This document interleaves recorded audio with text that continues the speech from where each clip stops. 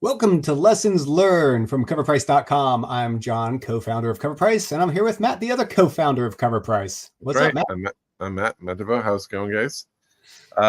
Yeah, thanks for joining us. We are recording this instead of going live tonight just because we got things to do tonight. So hopefully we'll go live next week. But thank you for showing up the same time, same day for those that have. And for those watching this on the rewind, hey, thanks for watching still.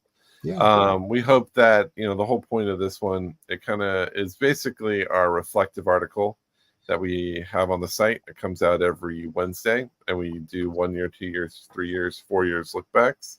So hopefully, we'll keep doing these, and the whole point of this is to kind of reflect on what the top 10 was a year ago, in this case today, and then see how they did 1 year later and what lessons did we learn now knowing how they performed in the aftermarket over that time span. It's really informative and helpful and gives us as collectors nice insight on, how to navigate this crazy market.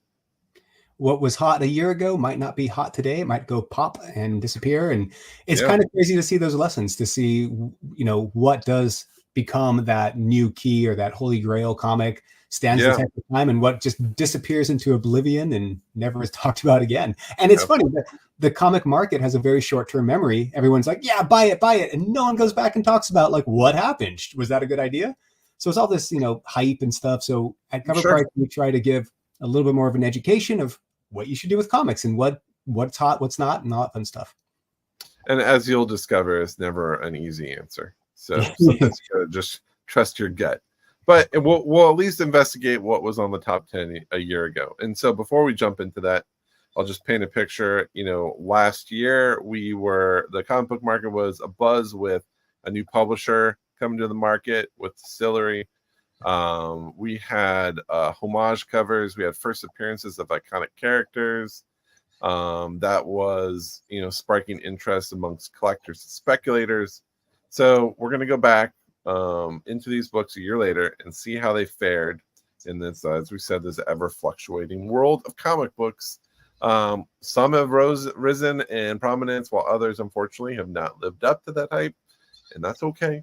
But let's dive into it and let's see how they have performed. I do love me a good homage cover, so hopefully we'll see what happens with those. All right, starting off with number 10 of the last year's top 10.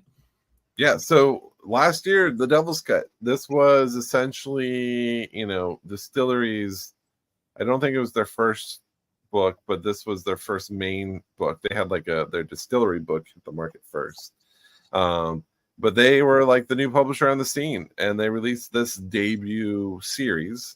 And a lot of people complained about the size of their books, and a lot of people were. It was everyone's a little trepidatious of getting into a new publisher, but it was backed by a lot of people who've been in the industry for a while, and it's also creator owned by a lot of popular artists and creators. So, it basically has the support of the industry. This book, particularly, this variant was, it's a 1 in 100, and a lot of publishers weren't picking it up. Yeah. So it was like this immediately saw a buzz, and shops, because they're wary, it just allowed this book to take off in the aftermarket in a very big way. And it's gorgeous. It's actually absolutely fantastic.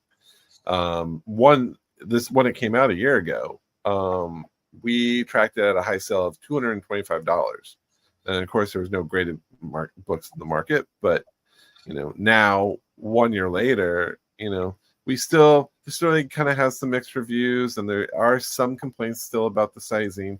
It still has prevented people getting into it. But how much bigger is it? Is it like a DC Black kind of? Like almost a magazine style book, but it's a little less. It's a different dimension than a magazine. It's like a little shorter. Listen, Distillery, you get to be a new publisher and you get a new series. You don't get a new format. I know. And so a lot of people are a little iffy. But when we look at this book and what it did, 1 year later, interest kind of dropped. So now this variant went from $225 to $85 raw. And the 9.8 recently sold for 90. So that was interesting that Raws and 9.8s are kind of selling for the same thing. I honestly think that $90 sale was just, it flew under the radar because you currently can't find one for that cheap. So it just happened to kind of sell for the same price. But that was the only sale we could find of recent.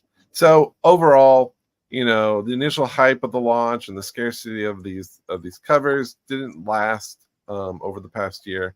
You could kind of look at this book as a bust because it was price wise, but you know, for those who own it, we just say hold on to it because you know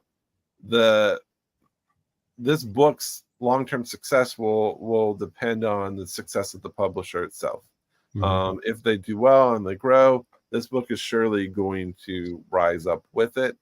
So if you have faith, if you like the publisher, if you like what they're doing, you know, now's a good time to get into this book if you love it, you know, because it's never been cheaper. and now's a great time to jump in. It's on sale right now. Yeah. I just noticed that this is Distillery. We have it up on the slide here as Marvel, so probably a misprint on our side here, but it's Distillery. Yeah, that was a good catch. Yeah. Don't be confused. Yeah. All right, let's move on to number 9. Number 9. So yeah, we got the Amazing Spider-Man 32, the Elizabeth Torque Web of Spider-Man 32 homage. It was a 1 in 50. You know, everyone loves a homage cover, and this cover, even though it does have there are many homage covers to it. Elizabeth Torque knocked this one out of the park as features Spider-Gwen, Ghost Spider. I just don't like the name Ghost Spider. Digging herself. They never cut on with you. No, I mean, it's just Spider-Gwen. I know it's silly. But Mike, Zach, and Bob McLeod did it first in Web of Spider-Man 32, which is a legendary cover on its own. You know, this book definitely captured that same aesthetic and that feel. And, you know, it was an immediate hit as it was going for, you know, $50 raw, $51 raw, which is about ratio actually, but there were a ton of sales. So for this book to trend in high volume and retain that ratio pricing was pretty impressive. And ultimately it hit 115 in the 9.8, probably in January 2024. So it was a couple months later.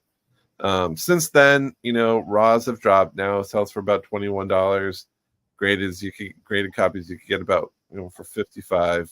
You know, so technically they're both busts. But, you know, it's Marvel hasn't seen a lot of values go up in their variants lately.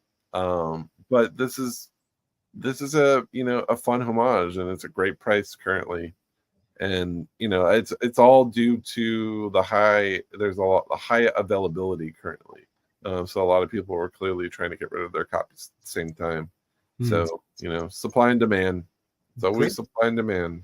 Great cover though. It reminds me of all the Craven Last Hunt stuff, and obviously, I don't know. I mean, so this is an example of just a really cool cover, a lot of homage, nostalgia. It was a hot variant out the gate. Everyone wanted one. They chased it down. I'm surprised it didn't get too crazy. It could have gotten really high, but it stayed at ratio, which is impressive. But it landed on our list primarily due to the high volume. Like there were a ton of copies that sold. Yeah. So I guess it was not difficult to find overall, which is why now it's dropped because there's a lot of copies out there. Was this a year ago? Was that when Craven, like there was teaser trailer and stuff for Craven? It's been teased for a while. I don't know when the teaser. I'd have to look back and see when that trailer hit, but I don't think it was at the same time. Cool. All right. Anything else about number 9? Nope. Number 8. So we got Star Wars, as Tim would say, Heir to the Empire. Tim, our old friend, Heir to the Empire. This was the newsstand from Dark Horse in 1995. You know, this is obviously, if those fans are out there, this is the first appearance of Grand Admiral Thrawn. You know, he's a big deal to the Star Wars universe, and he's clearly a big deal and on the Mandalorian, and you know, and all the other show. What's the show that he appeared on? It's not Mandalorian. Ahsoka. Yeah, Ahsoka. Sorry. Yeah, Ahsoka. You know, he was a little less intimidating on the show than I anticipated, but hopefully, you know, I think he'll come into that role and kind of own it, and he'll make himself pretty menacing. But anywho, you know, last year everyone was super excited about this. VF Raws sold for about 200. 9.8s were selling for about 1,600. You know, 1 year later, we saw the show. He was on the show. Like I said, people were a little bit mixed on seeing him live for the first time. I think other people wanted a different actor, but a lot of people enjoyed it. You know, 1 year later, again, this book is also, this newsstand edition is a little more rare, but this is a pretty common book, so there are a lot of copies out there. You know, and it's since dropped to $95 raw, $818 in 9.8, almost pretty much half. It's dropped by half. You know, and there's a normal amount of price drops that comes just with, you know, during a show's hiatus, in between seasons. Can it get that high again to 1,600? I don't know. Thrawn would have to be around for a while. I'm sorry, I didn't mean to interrupt. But was this all because of Ahsoka, or because I remember there was a lot of hype about Thrawn showing up before that was announced, wasn't there? I mean, this book has been trending for years. Yeah, like this was, so to tie into like our thumbnail, our Star Wars books valuable essentially. Right, here, they are. Boom. a lot of them are valuable. Now, if you recall, when The Mandalorian came out and it was a huge success, there was a massive boom in terms of Star Wars, specifically Dark Horse Star Wars books. Everyone went back to the wells and were buying all these like big, you know, these little keys, minor keys, big keys, every character they could think of. I mean, they went from $1 books to, you know, hundreds of dollars. That's when Ahsoka started taking off. That's when Thrawn started taking off. I mean, literally every Star Wars character was hot. Now, a lot of those books have not held up in value because, you know, the Star Wars franchise has proved itself to be still unpredictable, depending on who's, you know, steering the ship, if you will. They've made a lot of iffy decisions. So most recently, what was the show that people were? I'm blanking on it. The Acolyte. Yeah, the Acolyte. You know, people were very mixed, if not most disliked the Acolyte. You know what's interesting about that is like there was a lot of buzz about how weird and wokey and stuff it was, and then I watched it and I was like, it's fine. It's just a Star Wars thing. It's not my Star Wars in terms of like the old kind of stuff, but it was fine. It was cool. We got a Wookiee. You know, we got a Wookiee Jedi. I mean, I haven't watched it because I heard so many mixed things, and I just was like, well, is it worth my time to do it? And so it's just kind of one of those things I'll probably get into down the road. But I think that has led to, I mean, plus they were pumping out a lot of Star Wars stuff, so there was Star Wars fatigue that was setting in pretty quickly. And now they're pulling back. They're going to do the less is more approach, and sometimes, you know, that definitely has an effect on these aftermarket prices, because clearly not every book can take off. Clearly not every book is going to stay hot and valuable. You know, I still think, I'm sure, we don't have the time right now, but I bet you that this book actually is still up from where it was pre-Thrawn news. You know, it may have seen its crazy height. Well, that's not true. In 2021, this book sold for $5,000. So, you know, like 2021 was obviously the crazy year. It was like, you know, we were in COVID, or a year into COVID. So, I mean, the fact that it dropped to 1,600 a year ago, so it's gone from 500 to 18. But I always like to go back a little further. So if you go back, you know, let's go back to when Thrawn wasn't being talked about for content. We'd have to go back to 2019, and this book was selling for about $700 in 2019. Raw? No, in a 9.8. Okay, so there's been a jump. I mean, like a respectable jump, right? Like, you know, if it's selling for 818, I think that value growth is more natural and organic to this book. Clearly, that 5,000 price was outrageous. But what most likely happened, if I'm looking at the sales here, it was trending. It was trending up because when the news hit, this went from 1,500 to 1,700 to 2,500 to 3,200 to 5,000, and then it went down. We got up to 5. Jeez. Yeah, and then a couple months later, it went 45, 38, 28, 27, 25, 2,000. So, like, you know, by the time last year it settled, it was actually dropping, which is interesting. It went up a little bit because of speculation, and then it fell back again. So it's one of those things where, you know, I think where it's at is still a respectable price. Again, this book is not impossible to find, so 818 for a 9.8 I still think is a very good price for this book. You know? Agreed. All right, well, let's go on to number 7. Web of Spider-Man number 32. Hey, this one was just homaged. Yeah, so we already talked about this one for a second. This is the Mike Zeck cover from 1987. I mean, clearly the homage cover from Elizabeth Torque inspired people to go back to the original, right? And for good reason, because it's a fantastic cover. So this was selling for $50 raw, $3.90 in a 9.8. You know, it's part of Craven's Last Hunt. It's widely considered one of the greatest Spider-Man stories ever. So, you know, it fits. And now, so I get right here. There was a new Craven trailer this time last year. So that kind of helped inspire extra purchases of this. So while at the time people were a little iffy on Craven, because kind of everyone knows to be cautious around Sony properties, but 1 year later, this book actually held in value. So Nearman's dipped a tiny bit to 45, and 9.8 dipped a tiny bit to 349. So they're slight bust, but I would call it a push. You know, 1 year later, they've pretty much have held value. Shows the power of just the not nostalgia, but like an older book that is already tested and true. You know, it's interesting because the homage came in above ratio at 50, right? Yeah.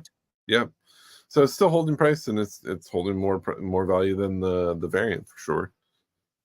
So 10% decline, I think that's okay.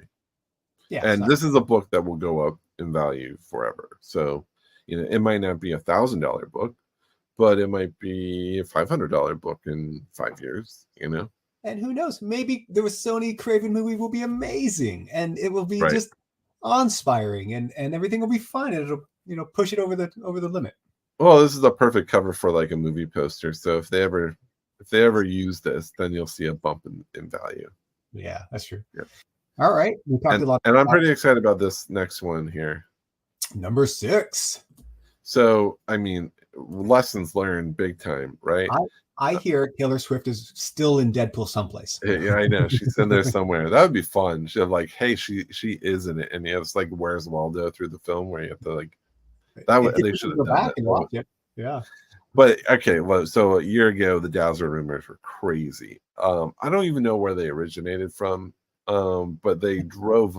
Dazzler was pushing our top 10 for months and months and months and months and months. She was always on it. My wife was so happy because she doesn't know anything about comic books, and we went to a convention and she saw Dazzler and she's like, "Ooh, I want to cosplay as that person." And I was like, "Oh, do you know Dazzler?" And she's like, "No." And I told her about her. And then like the next day, Taylor Swift was like, "Oh, there's all these rumors." And she kept seeing it on the top 10. And she's like, "See, I know comics." I'm like, "You don't know comics."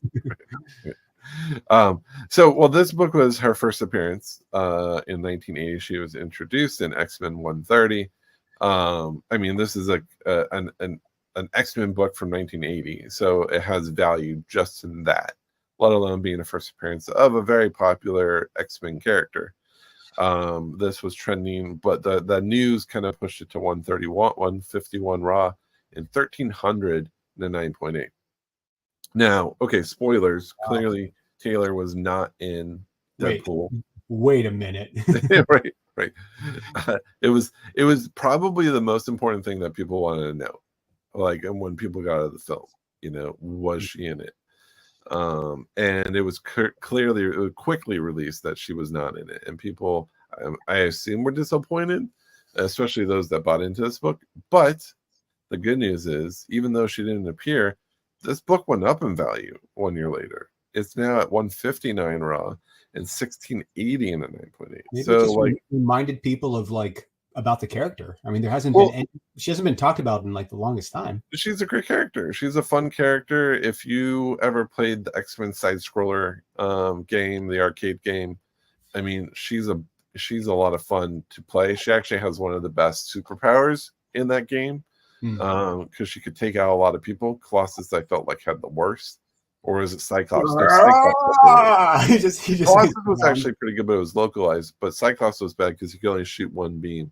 Nightcrawler was clearly the best, and then Wolverine wasn't so good. It was also just a straight line of it was just a straight line. But Dazzler was pretty good because she could throw a sound bomb. So she was fun, and she was in her 80s wear. But I thought you meant she was aged in her 80s. I'm like, I know her in the 80s costume. There you go. Yeah. I mean, I guess this is 80s too, but late 80s, and her workout one. Yeah, she had didn't she have a little head? She had a headband. Yeah, she had a headband and a little skin tight leotard, and then a brown jacket she wore over it. Yeah, that was fun. All right, Dazzler at number 6. How about number 5? So back to Star Wars. I mean, Kanan last Padawan, number 6. So while Star Wars 1 was initially the money book, because that's where all these characters first cameoed, this book overtook that one eventually in market value because it features their full appearance. It's the full first appearance of Ezra Bridger and Sabrine Wren. I mean, you get a double hit with this book. I mean, they were both clear important players in Ahsoka. We saw Sabine and Ezra make their live action appearance a year ago. There was a lot of attention on this book. There's been a lot of attention on this book for years. Literally, when Mandalorian hit, everyone was speculating on this book. Right. And so it's been in our top 10 for probably the past 5 years. But it really got a bump last year when they showed up. And so it was trending for $81 raw, $340 and a 9.8. Since the series concluded with mixed reviews, right? I thought it was fun. I liked it. But clearly Ezra and Sabine are going to be major characters moving forward, and especially in this Mandalorian Ahsoka storyline. I think they're going to pop up for a while, which is good for this book. But collectors kind of moved on. It was interesting. They kind of let it go. Raws, these are doing $24, and graded 9.8 is going for $148. So it's, again, it kind of lost about a little over half the value for graded. It lost about 70% of its raw value, roughly. I'm surprised. Yeah. I mean, that was such a good. The show was good just by itself, not the Ahsoka, but the animated Star Wars. It's always important to understand how content speculation works. The stuff takes years and years and years for it to come out. And again, we were talking about how this is trending for a while. So a lot of people spend a lot of time picking these books up, pulling them out of back issues and holding on to them, getting them graded. The second they showed up, the market gets flooded with copies. And during the time of the show, you see a spike because the demand can keep up with the supply. But then a little bit of time, and this happens with almost every piece of content, basically the market, essentially people just move on to the next thing, the next speculation, the next piece of content. They forget about it, and then when the show pops back up, you'll see a jump back up for these books again. Again, you never know if it's going to hit the highs that it did, but I mean now they're super low. So if you had been wanting this book, as if you're a Star Wars fan, if you're a Sabine fan, if you're an Ezra fan, I mean, it's a great time because this was actually a 950 and a 9.8 in 2023. So, it had a big, it's dropped a lot over the past couple of years. And 2023 was when they were announced. So it really shows you how that announcement wave and content just raises. That announcement wave is close to it. If you have a copy and you want to sell, you always sell upon announcement. That's where you're going to get your biggest bump. I'm just surprised that it went down so much because there's just an existing fan base. It's not like a brand new character. There's a whole thing behind it. It's people just are not focusing on it. They're not chasing it down. And then there's high supply. So high supply, low demand, price drops. Yeah. Pure economics. That's how all these books work. Well, Ahsoka was the continuation of his story, like Ezra's story after that series. So it's kind of like, people had to watch it if they were a fan. But all right. Well, let's move to number 4. More Star Wars. So again, we got this. So Kanan the Last Padawan #1 was, like we were saying, this was a book people were chasing initially because it's that age-old cameo versus first appearance. Now the cameo is pretty quick. I think it's in a flashback scene. So a lot of people are like, oh, flashback doesn't count, but you do see them together in like a ship, and it is a quick shot. But it also features the first, not just Ezra and Sabine, but also, of course, Kanan. And Kanan's actually in a lot because he's the main character of this book. But there is, at the time, a year ago, this was selling for $38, a $132 and a 9.8. A year later, now it's 15 raw and 90 and a 9.8. Again, a bust for the same reasons we noted. And what was crazy is this also sold for $950, but back in 2021. So like we were saying that this was the first book to like take off. And so people really commit like 950 and the 9.8. I mean, that we're doing a little bonus 3 years later here. There is, it's kind of crazy to see how it's dropped in 3 years. So hopefully you weren't one that bought it for 950. I think I still have I don't have a graded one, but I have a raw one. I bought mine from the dollar bins in 2015. Like right after it came out. There were extra copies. They go to the dollar bin. So technically, my $1 to $15 value is still doing good.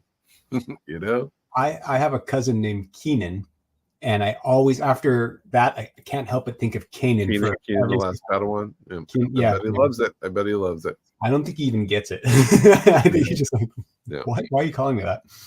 Right. Anyway, let's go to number 3. Now, number 3 is a bit more risque, some would say. We're not in Star Wars here. But it's not really risque. It's Gene Ort's Illustrated Swimsuit edition #1. This is Pablo Villalobos, aka Lobos.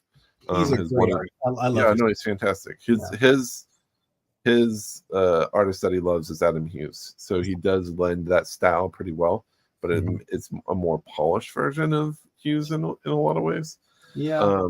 I can see that. I love that he outlines the character in black. It has that black. That definitely is an Adam Hughes style. That black outline around the character. It makes it pop. But this was a 1 in 25. So if you want to go into Gene Ort, it's a terrible title, but Gene Ort was your typical right there. I know, and it's terrible for our search engine. But Gene Ort's is a kind of a goofball. He's the Green Lantern. What makes him different is that he was a Green Lantern who got the opportunity to put together a swimsuit issue featuring our favorite DC heroes. This cover just features Wonder Woman in her Amazon glory. Wonder Woman variant covers always do well, and they typically do well in the aftermarket, and this was no exception. At the time, it was selling for $80 raw, and I mean, this book was on fire. It was so hot. There were so many copies, and demand was just barely keeping up with supply. And I think there were no graded copies at the time. But for flash forwarding a year later, it's interesting. Prices they dipped down to $60, but that's still well over ratio. Yeah. So and I actually and it went for 165. It goes for about 165 and a 9.8. You know, so while there was this raw drop in price, and keep in mind, I also want to touch upon that, you know, a couple days after this top 10, the price settled to about $68. So within 4 days of its release, it settled to 68. So if you look at that $80 was like, you know, day one hot, and then 68. So if you see a drop of $8, you know, technically we're looking at an $8 drop if you really want to assess what the overall fair market was doing. So I'm sorry. I was just saying, is the whole comic just like Sports Illustrated, where it's just different characters in swimsuits, basically? I assume. I didn't read it. I didn't open it up, but I did. So I'm a Lobos fan, but I did pick up this cover. But so it did hold in value. But what's interesting is that so Lobos did his own version of this. He did a foil edition of this cover for Wonder Woman 5, that came out about 5 months later. That was limited to 1,000 copies. So that kind of gave this one some competition. This was clearly the rare one of the two. But because this cover was abundant,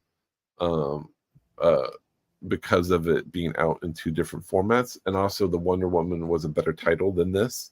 So a lot of, and it was a shiny version of this. So a lot of people kind of went to that one. So if you look at these prices at $60 raw, it's actually not.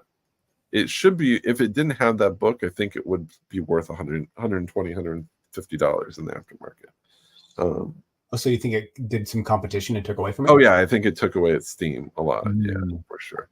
But you know, as copies dry up over the years, it'll be interesting to see how this one does ultimately. I think it'll do, you know, you got to remember that a lot of these books, some of the hottest variants in the aftermarket are 10, 15, 20 years old. So if you give this one a little bit of time, you know, it could be a 200 plus book probably one day. Yeah, could do. But again, you got to be patient. So, you know, I mean, people want to like devote 20 years to G-Nort. So he was a Green Lantern, and he decided to make a swimsuit edition using his ring? I don't know. I mean, that seems like a really inappropriate use of a galactic. I don't think it's that simple. I think it was just, hey, let's do a swimsuit issue, and G-Nort will be. I don't know. All right. Someone could respond in the comments of the whole storyline in the swimsuit edition. So we don't write them. We just report on them. Yeah. All right. Number 2 from last year's top 10 is back to Heir to the Empire. Heir to the Empires. Back to Heir to the Empire. So this is the direct edition. You know, this, as we were saying, this book was hot for years, ebbing and flowing as we got closer to the release of Ahsoka. And that's all because of Grand Admiral Thrawn, who was confirmed to appear. Then we got the trailer. We saw him in live action for the first time, and that shot this book even higher. So even though we only got a brief, at this time, we got just a brief glimpse of him in episode 2. But it definitely revealed how popular the character became, and how powerful he became since Star Wars Rebels, if you recall that series. So in this series, in Ahsoka, he's an extragalactic threat, one who could rival and surpass the biggest bad to date, which was Palpatine. You know, at the time, near mint raws were going for 166, 9.8s were getting $900, which is crazy. The conclusion of Ahsoka strongly suggested that Thrawn would become a central villain for future Star Wars films and TV shows, including Mandalorian and Ahsoka. So, you know, but you know, there's been no news really since. Even last month's D23 didn't even mention Thrawn at all. That definitely didn't help this book. So you know, today it sits at $91 raw, $375 and a 9.8. You know, so it's a significant drop from a year ago. So while it's a bust, again, it depends on how committed you are to Thrawn and his long-term appeal. You know, like you look at Darth Maul, and Darth Maul is beloved, even though he was on screen for just a, you know, overall, you know, pretty short amount of time. Right. Well, he came back in Clone Wars. It's the timelines that mess with me. Ever since they started with episode 3 and not 1, like I'm always like, where am I in Star Wars? And like whenever I see Thrawn and stuff, I'm like, Rebels happened after Order 66 because they were rebels, and there's the last Padawan, and then Ahsoka happens, but she's older, and so she was the Padawan, but who's too much timeline. I like the stories. I need a conspiracy map or something so I can tie my little string to each one and really get it. I have no comment. I'm sure the Star Wars fans are yelling at you right now. Hey, they know what I'm talking. I'm a huge Star Wars fan. Look, freaking lightsaber up there. I know, but they're like, it's fine. Get over it. Get over it. Just put it in order like a normal human being. Right. 1 to 10. That's what I mean. It's how our brains work. All right, let's get into the last one here. All right, last one. Never underestimate the power of Taylor Swift and Deadpool. So, I mean, again, this was the more approachable book a year ago. So with that initial rumor, remember, this rumor was just starting a year ago that Taylor Swift was going to appear. Fans went to this book because the X-Men book was already expensive.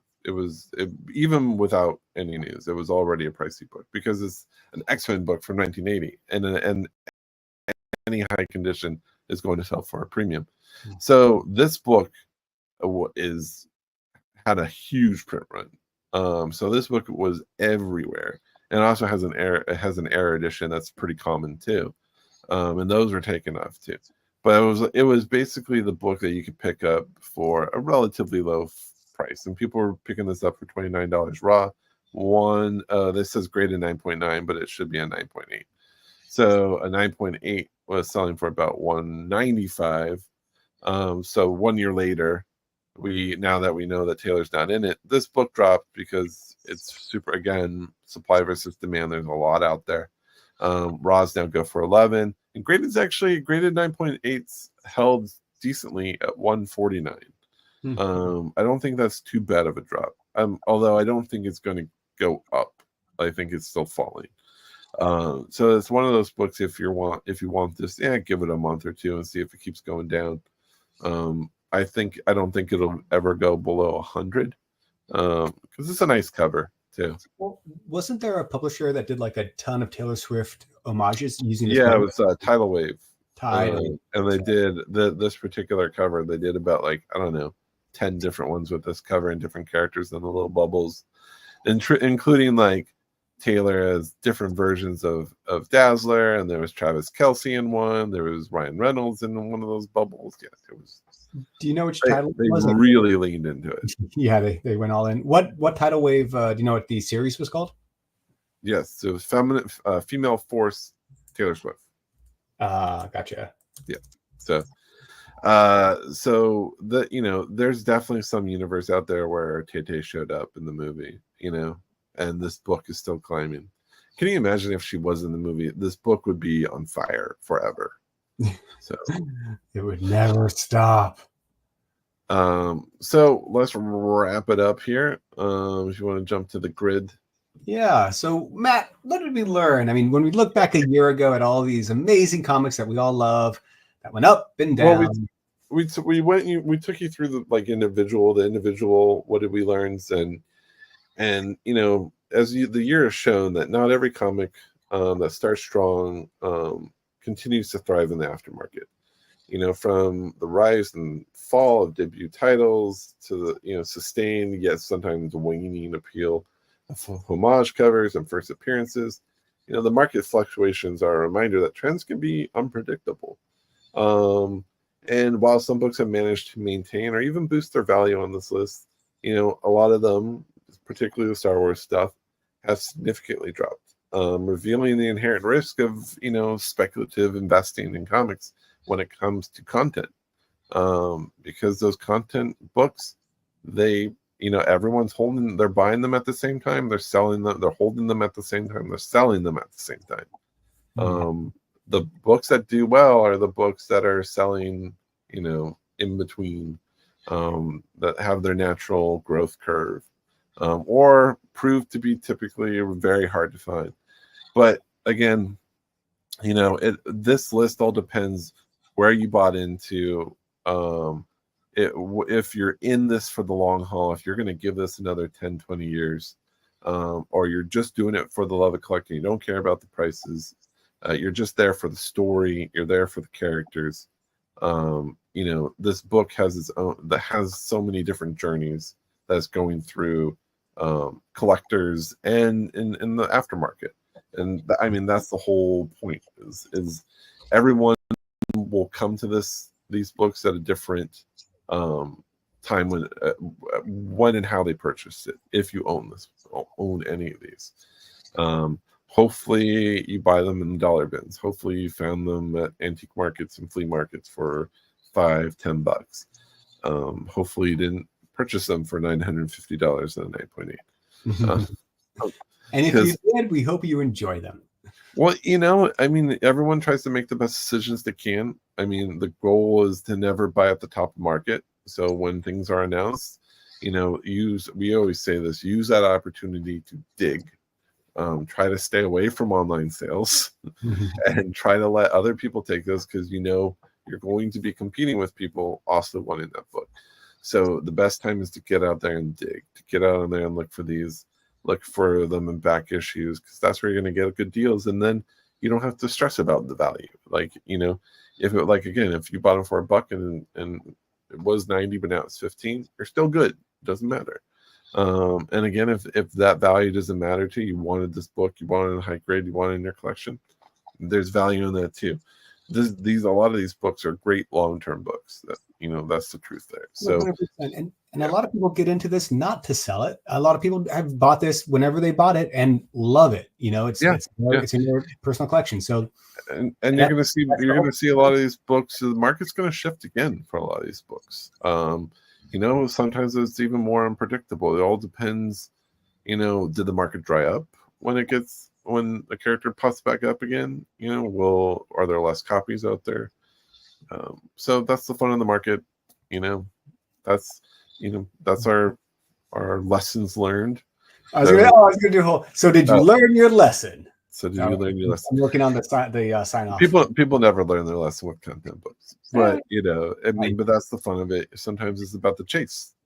So we're gonna come back. Let's see, for the next show we'll look back. I think we'll be on Very Gary's channel, and that'll be 2 years later.